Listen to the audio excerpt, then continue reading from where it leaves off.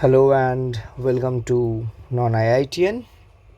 In this lecture, we are going to discuss a problem from ISI JRF 2025. This is the question.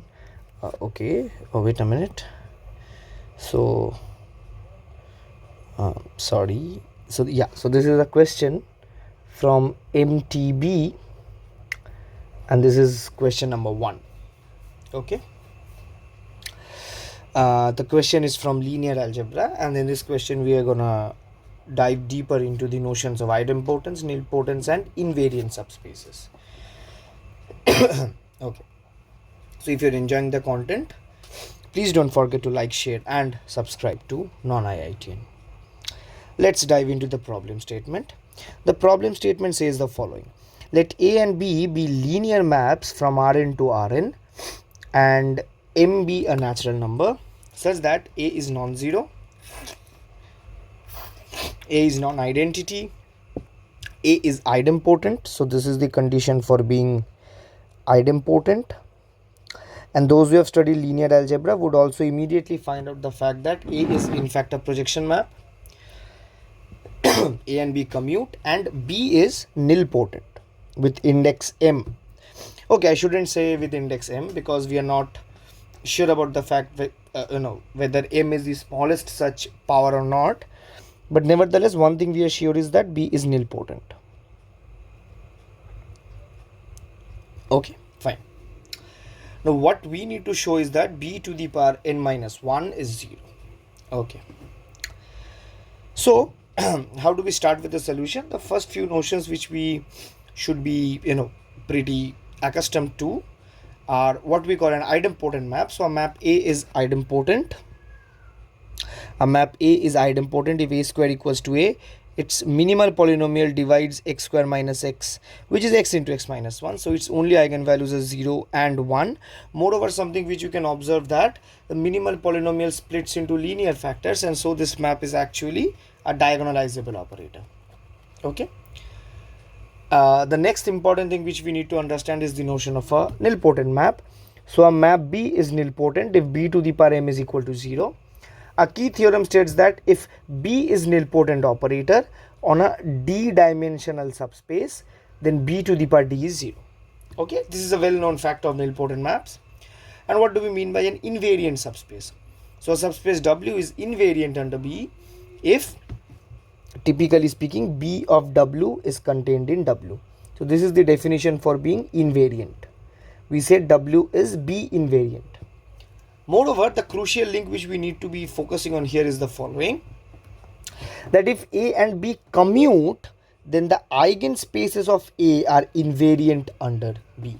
That's exactly what we will be using in this problem. Okay, let's get to the step-by-step solution. So what we typically do is the following: we decompose the space using the projection property of A. We know that if A is a projection, then I can write the space as the range of the projection direct sum the kernel of the projection. We will use that fact only. Then we'll show invariance of the eigenspaces using the commutativity of A and B. Then we'll analyze the nilpotency by restricting the operator B on each of these subspaces, each of the components of the decomposition of the whole space, and then we combine and conclude the result. So first thing first, since A square equal to A is a projection, the only eigenvalues of A are zeros and ones, and typically speaking, the corresponding eigenspaces are nothing but its kernel and its images. You can verify this on your own. Just take it to be an exercise. Try and verify it out. So the entire space is actually a direct sum of these subspaces. In fact, if you do not want to get hold to directly to talk about the eigenspaces, you can also check the fact that since AB is equal to BA, so kernel of A and the range space of A are B invariant. You can actually directly check this out. Okay, you can take this as an exercise and you directly check this out. Fine. Okay, now suppose K is the dimension of the image space of A. Okay,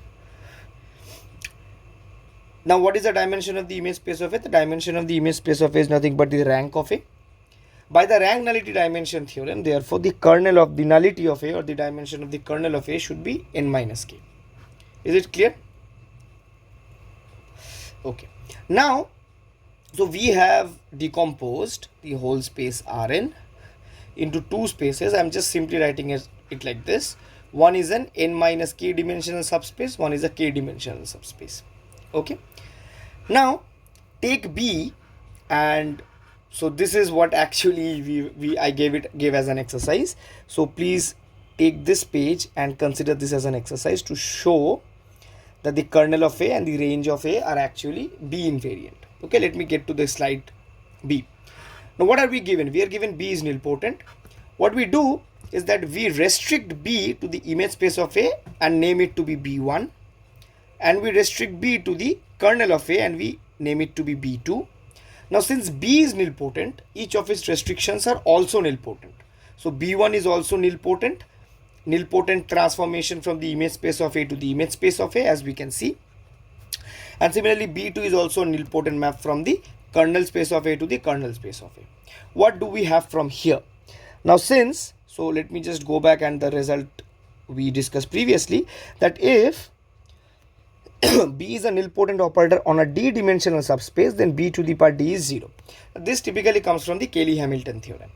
So what do we conclude from here? So from here what we can conclude is B to the power k is 0, because k was the dimension of the image space of A as assumed. So B1, sorry, and B2 to the power n minus k is also 0. Fine, because n minus k is the dimension of the kernel space of A by the rank nullity dimension theorem. Is it clear? So these two are the results which we conclude till now. Now consider an arbitrary element from Rn. Let's say x. So I can write x as v plus w, where v belongs to the kernel of A and w belongs to the image space of A, by the way we decompose the whole space, right? Now suppose j is the maximum of k and n minus k. Okay, so if I apply b to the power j, where j is any integer, so b to the power jx will just split into b to the power j of v and b to the power j of w. But since j is greater than k and b to the power k, v comes from null space, so it is greater than n minus k, and b to the power n minus k b to the power j of v is nothing but b1 to the power, sorry, b2 to the power j of v. Why? Because v is an element from the kernel of A and b over the kernel space is nothing but b2, right? By the assumption, I forgot the notation, so please just go back. But what I mean to say, I hope it's clear. Is it clear? So therefore, what do we have from here? So b2 to the power j must be 0. Why is it so? Or rather, applied to v must be 0. Why is it so? Because j is greater than n minus k and b2 to the power n minus k is 0. Fine.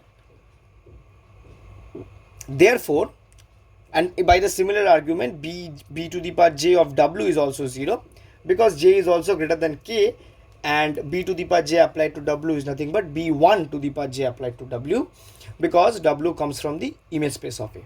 Is it clear? So therefore, b to the power j of x is equal to 0, where j is the maximum of k and n minus k.